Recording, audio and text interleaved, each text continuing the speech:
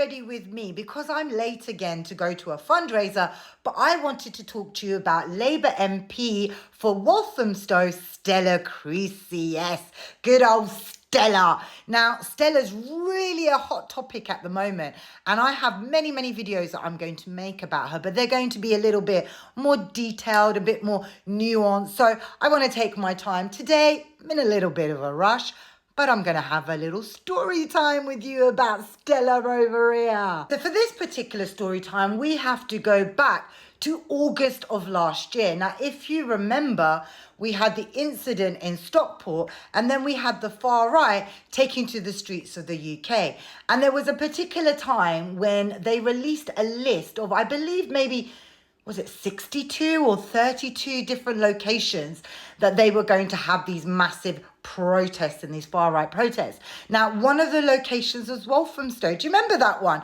Do you remember that 10,000 people took to the streets of Walthamstow to say, not in our name, racists are not welcome here? Do you remember that? 10,000 people. It was epic. In fact, I think I still have the videos. I might even release them again. Epic.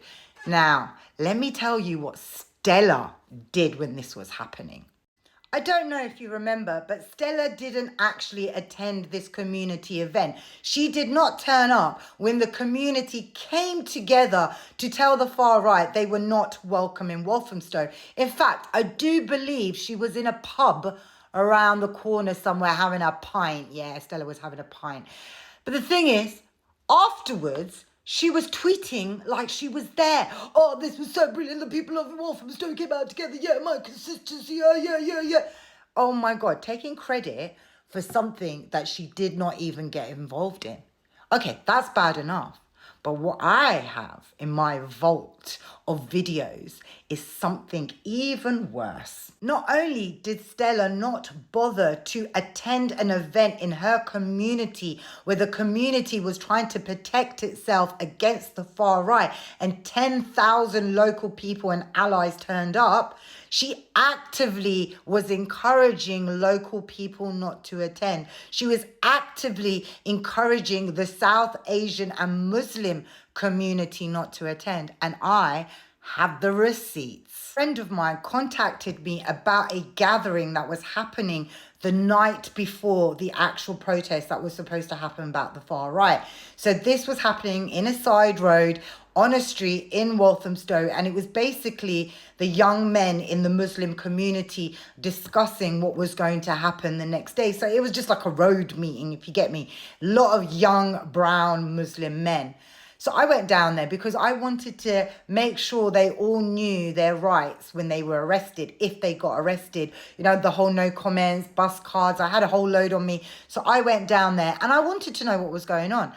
And Stella somehow found out about this. And Stella actually turned up. Anyway, once it was finished, I did confront her to ask her. Well, actually, I went over to film her and she started waffling. When I heard what she started to say, then I started to question her. In that conversation, Stella made it very clear that she was a mouthpiece and intermediary from the police and actively encouraged these young brown Muslim men not to attend the community event that was happening the next day. The community event that 10,000 people from all walks of life attended. And she told them, the police will keep you safe. Trust the police. The police will do their job. And if they don't, I'll be on their case. Really, Stella? We have seen how the police have repressed pro-Palestinian marches. I was at the DOJ when they arrested 522 individuals, including pensioners, doctors, nurses, teachers, the disabled. So where did you get the audacity to come there and actively encourage brown Muslim men not to protect their communities, their families, their businesses, because the police would do that job? But then when the event was a rip roaring success, you jumped on X to take credit. You were not even there, Stella. The hypocrisy makes me sick to the pit of my stomach. You had the audacity to turn up at a grassroots meeting with brown Muslim men to dictate to them what they must do, to tell them they must put their trust in an organization that represses them.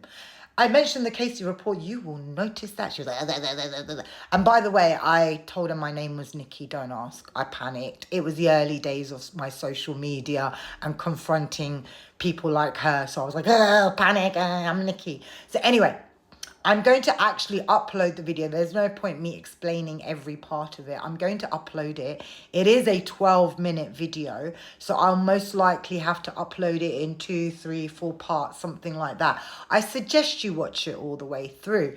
And that won't be the last you'll hear from me. When I have a bit more time, I'll be coming back for Stella, because she's online today saying that people are coming after her because they're sexist. The boys club that are coming after her, and because of her relationship, because her husband is Labour Friends for Israel, and how we shouldn't be judging on her love life and how we're sexist. Honey, sweetheart, we're doing the exact same to James Schneider, the right-hand man of Jeremy Corbyn, who is married to the press secretary of Keir Starmer. We're calling you all out, male or female, who you're in a relationship with, who you share a bed with, a home with, possibly children with, is a big deal. Let's not make this about gender, Stella. I'm a woman, you're a woman. Let's do this woman to woman. So yeah, I'll be back. Keep your eyes peeled and watch out for the videos and see her for the hypocrite that she is. See her for the liar that she is. For the sheer fact that she took the credit of the community's work when she did absolutely nothing for the community. So Walthamstow, you stood on business 1 year ago, you're standing on business today, but the woman who is in charge, she's never stood on business.